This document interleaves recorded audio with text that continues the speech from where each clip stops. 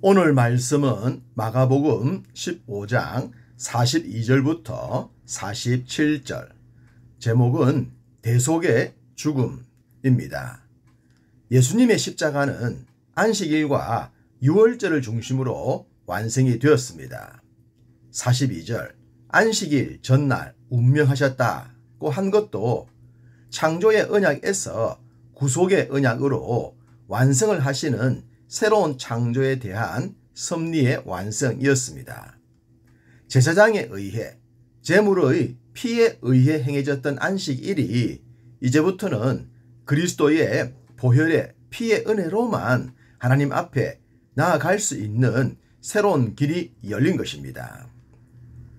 안식일에는 시체를 달아두지 않는 규례를 위해 주님은 안식일 전에 운명하셨습니다.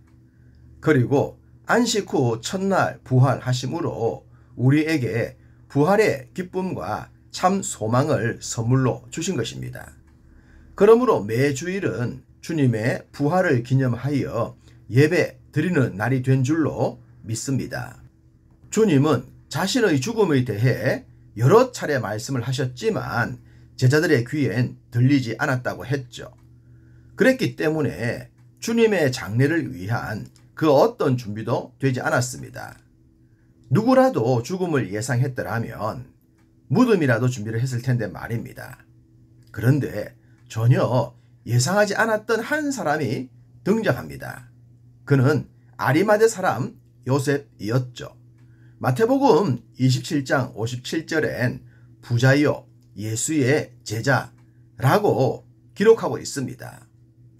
누가복음 23장 50절과 51절은 공회의원으로 선하고 의롭고 그들의 교리와 행사에 찬성하지 아니한 자라고 했습니다.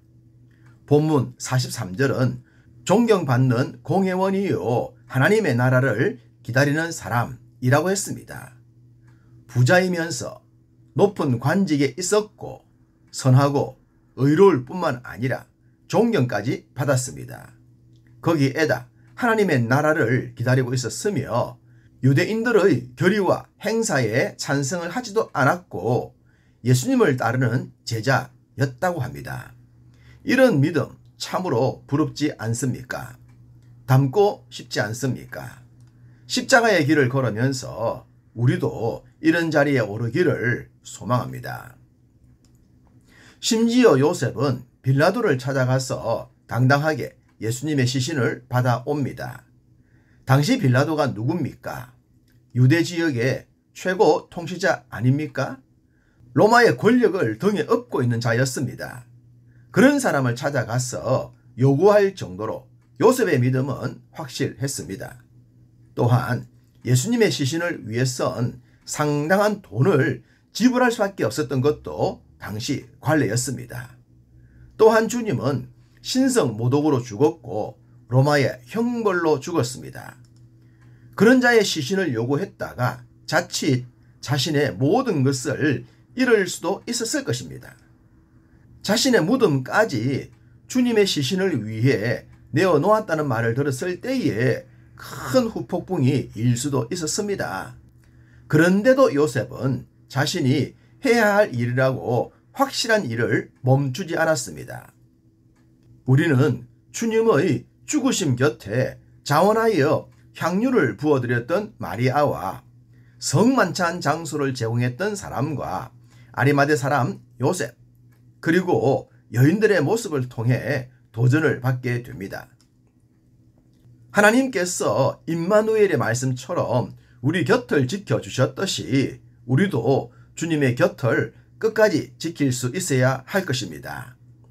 47절, 막달라 마리아와 요새의 어머니 마리아가 예수 둔 곳을 보더라고 합니다. 주님의 마지막을 보았던 여인들은 주님의 첫 번째 부활도 동일하게 보게 됩니다. 고난의 끝자락을 지켰기에 영광의 시작도 누리게 된 겁니다. 이렇게 주님은 온 인류의 죄를 대신하여 십자가 위에서 운명하셨습니다. 그리고 사흘 뒤 부활하실 그 중간에 그의 곁을 지키며 그를 위해 수고했던 사람들이 등장하고 있습니다. 이제 우리는 부활의 주님과 함께 살고 있으며 다시 오실 주님을 기대하고 살아갑니다. 대속의 죽음 뒤를 지켰던 자들처럼 재림의 주님을 위해 우리도 주님 곁을 지켜야 할 줄로 믿습니다. 가진 것이 많았기에 잃을 것도 많았던 아리마대 사람 요셉. 그러나 그는 끝까지 자신의 사명을 준수했습니다. 하나님의 아들, 창조자였던 주님도 자신의 모든 것을 포기하시면서 사명을 완성하셨습니다. 이제 우리도 그러해야 할 줄로 믿습니다. 대속의 은혜를 입었으니 우리의 가진 것으로 주가 원하시는 길을 신실하게 걸으시기를 간절히 소망합니다.